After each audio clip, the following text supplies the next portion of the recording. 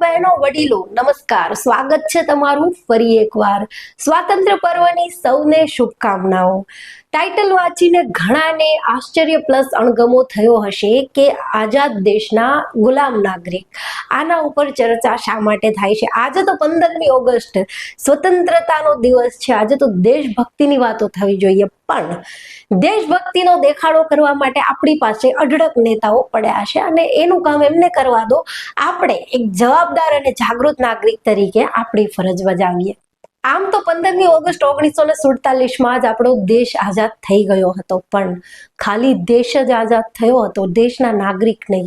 આઝાદીના 75 વર્ષ બાદ પણ હજી દેશના નાગરિકો આર્થિક, રાજકીય, સામાજિક અને ધાર્મિક ગુલામીનો ભોગ બનેલા છે, ખોટી વિચારધારાનો ભોગ બનેલા છે, સામંતશાહી વિચારધારાના ગુલામ બનેલા છે।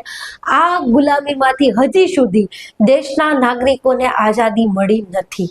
આજના દિવસે દેશની રાજસત્તા, ધર્મસત્તા અને પૂંજીપતિઓ મળીને આઝાદીનો પર્વ ઉજવશે, પણ દેશનો સામાન્ય નાગરિક વર્ષે રોજ ઝેરના ઘૂંટડા પીને જીવી રહ્યો છે। આપણે ભારતીયો આજની તારીખમાં પણ 3 પ્રકારની ગુલામીમાં જકડાયેલા છીએ।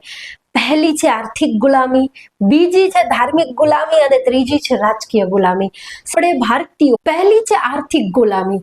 ભારતમાં આજની તારીખમાં પણ કરોડો નાગરિકો આર્થિક ગુલામીમાં જીવન વ્યતીત કરી રહ્યા છે અને દેશના 1% નાગરિકો, માલેતુજારો, મૂડીવાદીઓ અને પૂંજીપતિઓ દેશની સંપત્તિ અને સંસાધન પર કબજો જમાવીને બેઠા છે।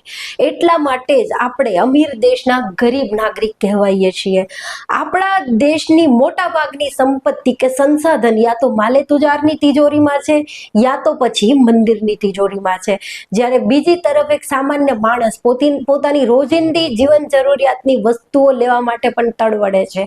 આ એક ખૂબ જ દુઃખદ હકીકત છે આપણા દેશની।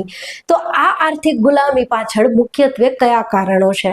તો આ ગુલામી પાછળ મુખ્યત્વે જે કારણો છે આ પ્રમાણે છે। પહેલું, આપણા દેશમાં દરેક નાગરિકને સમાનતાનો હક મળેલો નથી। બીજું, આપણા દેશની રાજકીય બાગડોર જે છે એ અમુક કોર્પોરેટ કંપનીઓના હાથમાં છે, એ પોતાની રીતે સત્તાની બાગડોર ચલાવી રહ્યા છે અને આપણા દેશના નેતાઓ જનહિતની જગ્યાએ આ પૂંજીપતિઓના હિત માટે દિવસ રાત કામ કરી રહ્યા છે। અને બીજું, આ દેશનો નાગરિક જેનામાં જાગૃતિનો અને શિક્ષણનો એટલો બધો અભાવ છે કે ન્યાય માટે લડત આપી શકવા પણ સક્ષમ નથી। આ અમુક એવા કારણો છે જેના લીધે દેશનો મહદઅંશે મોટા ભાગના નાગરિકો આર્થિક ગુલામીમાં જીવન વ્યતીત કરી રહ્યા છે। બીજી જે ગુલામી છે એ છે ધાર્મિક ગુલામી। આપણે ત્યાં મોટા ભાગના પરિવારો અતિ ધાર્મિક અને અતિ અંધશ્રદ્ધાળુ હોય છે, એટલા માટે જ બાળપણથી જ નાના બાળકોને અંધશ્રદ્ધા એના ઉછેરમાં જ ભણાઈ જાય છે। પછી આ બાળકો જ્યારે મોટા થઈને દેશના નાગરિક બને છે ત્યારે પણ એનામાં વૈજ્ઞાનિક અભિગમ બરાબર વિકસી શકતો નથી અને આવા નાગરિકો આસાનીથી કોઈ પણ બાબા, સાધુ, પૂજ્યશ્રી 1008 પપ્પુ ધધુઓના શિષ્ય, ચેલા ચેલકી બની જાય છે। આ ધાર્મિક ગુલામીમાં મોટા ભાગે સમાજનો દબાયેલો અને પીછડી ગયેલો વર્ગ તેમજ સ્ત્રી વર્ગ છે। આ લોકોમાં શિક્ષણનો અને જાગૃતિનો અભાવ હોવાથી આસાનીથી આવા કોઈ પણ લેભાગુ તત્વોનો શિકાર બની જાય છે। ખૂબ જ આશ્ચર્ય પ્લસ આઘાત પમાડે એવું સત્ય એ છે કે આપણે ત્યાં લોકો બીમાર પડે ત્યારે ડોક્ટર પાસે જવાની જગ્યાએ આવા ભુવા અને બાવાની શરણે જાય છે, પણ આ ગાંડાઓ એ નથી સમજતા કે એના ગુરુ, બાવા, સ્વામીઓ, સાધુઓ જ્યારે બીમાર પડે છે ત્યારે મોટી મોટી હોસ્પિટલના વિજ્ઞાનના શરણે જાય છે અને આ ગાંડાઓ આવા બાવા, સાધુઓના, ભુવાઓના ગંધારા પગનું પાણી ધોઈને પીવે છે અને વિચારે છે કે આનાથી અમે સાજા થઈ જશું।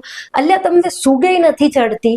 અઢળક રીલ્સ વાયરલ છે જેમાં આવી રીતે ભુવાઓની કે સ્વામીઓની પધરામણી કરીને એમના પગ ધોઈને આ લોકો પાણી પીતા હોય છે। ખરેખર એટલું ગંદુ અને અભદ્ર વસ્તુ લાગે। આ પણ શિક્ષણ અને જાગૃતિનો એટલો બધો અભાવ છે આપણે ત્યાં કે આવા લોકો તમને ગલીએ, નાકે, ઘરે ઘરે દરેક વ્યક્તિ તમને આવું એકાદું તો મળી જ રહેશે। આવા લોકોની ચંગુલમાં ફસાઈને કેટલી સ્ત્રીઓ આવા બાબા અને આવા પંથ સંપ્રદાયના સ્વામીઓના ચંગુલમાં ફસાઈ જાય છે અને બળાત્કારનો, યૌનાચારનો ભોગ બને છે। હમણાં જ હાથરસમાં એક કાંડ બની ગયો જ્યાં બાબાની ચરણરજ લેવાની લાઈમાં 100 કરતા વધારે સ્ત્રીઓ અને બાળકોએ જીવ ગુમાવવો પડ્યો। પડ્યો.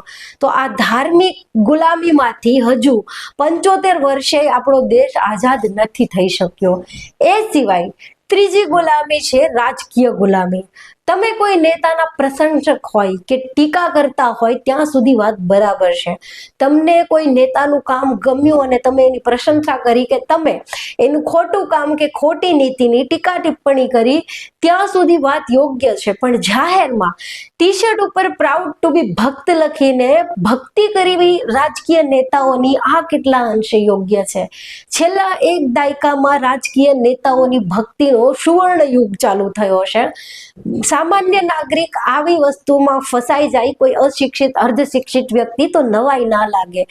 પણ જોવાની વાત એ છે કે જાહેર જીવનમાં રહેલા વ્યક્તિ, સો કોલ્ડ સેલિબ્રિટી, કલાકારો, કથાકારો, લેખકો અને પત્રકારો જ્યારે પક્ષ ભક્તિ અને આવી વ્યક્તિ પૂજામાં પડી જાય ત્યારે ખરેખર સમજવું કે સમાજ પતન તરફ જઈ રહ્યો છે. સામાન્ય વ્યક્તિ જ્યારે આવી રાજકીય ગુલામીનો ભોગ બને છે ત્યારે એની પાછળ એક જ કારણ જવાબદાર છે, જે મેં વારંવાર કહ્યું છે, શિક્ષણ અને જાગૃતિનો અભાવ. પણ કહેવાતા સેલિબ્રિટીઓ કે જાહેર જીવનમાં રહેલી વ્યક્તિઓ જ્યારે આવી રાજકીય ભક્તિ કરે ત્યારે એની પાછળ શું કારણ જવાબદાર છે? તો એની પાછળ કારણ જવાબદાર છે એમનું દાગદાર વ્યક્તિત્વ. જી હા, જેનું વ્યક્તિત્વ દાગદાર હોય એને જાહેર જીવનમાં આવી રીતે સત્તા પક્ષની નેતાઓની ચરણચંપી કરવી પડે.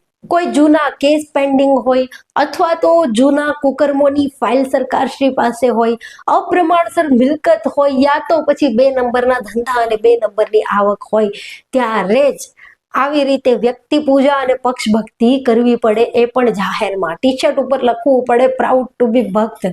વ્યાસપીઠ ઉપર બેસીને, સ્ટેજ ઉપર બેસીને સરેઆમ નેતાઓની ચાપલૂસી કરવી પડે, કારણ કે વ્યક્તિત્વ દાગદાર છે. ના કરે તો સલવાઈ જાય. તો આ મુખ્યત્વે 3 ગુલામી છે જેમાંથી અત્યારે આપણો ભારત દેશ અને ખાસ તો આપણું ગુજરાત પસાર થઈ રહ્યું છે. આર્થિક ગુલામી, ધાર્મિક ગુલામી અને રાજકીય ગુલામી. આ ગુલામીઓમાંથી મુક્ત થવાનો એક જ રસ્તો છે, એ છે યોગ્ય કેળવણી અને શિક્ષણ તેમજ પ્રચંડ વૈચારિક ક્રાંતિ. જ્યાં સુધી વૈચારિક ક્રાંતિ નહીં થાય ત્યાં સુધી આપણે આ ગુલામીમાંથી આઝાદ નહીં થઈ શકીએ. જ્યાં સુધી આપણને આપણી હક અને આપણા ફરજોનું ભાન નહીં થાય ત્યાં સુધી આપણે આ ગુલામીમાંથી આઝાદ નહીં થઈ શકીએ. અને આઝાદીના 9 વર્ષ પૂરા થશે તો પણ આપણે આઝાદ દેશના ગુલામ નાગરિક જ રહીશું. સામાન્ય જનમાનસમાં જાગૃતિ અને શિક્ષણનો અભાવ જ દરેક સમસ્યાની જડ છે. અને આપણું કામ છે સીધું આ જડ પર વાર કરવો અને આ જડને જડ મૂળમાંથી ઉખેડીને ફેંકવી. તો આવો સાથે મળીને આપણે સૌ આ જનજાગૃતિના અભિયાન તરફ એક કદમ આગળ વધારીએ અને લોકોને સુશિક્ષિત કરવાનો, જાગૃત કરવાનો એક પ્રયાસ કરીએ અને ખરા અર્થમાં આપણા દેશને, દેશના લોકોને આઝાદ કરવાનો એક પ્રયત્ન કરીએ. અને અંતમાં હું એટલું જ કહીશ કે ઘરે ઘરે ઝંડા ભલે લગાવો, પણ ઘરે ઘરે મફત શિક્ષણ પણ આપો, ઘરે ઘરે મફત સ્વાસ્થ્ય સુવિધાઓ પણ આપો અને ઘરે ઘરે રોજગારની તક પણ આપો.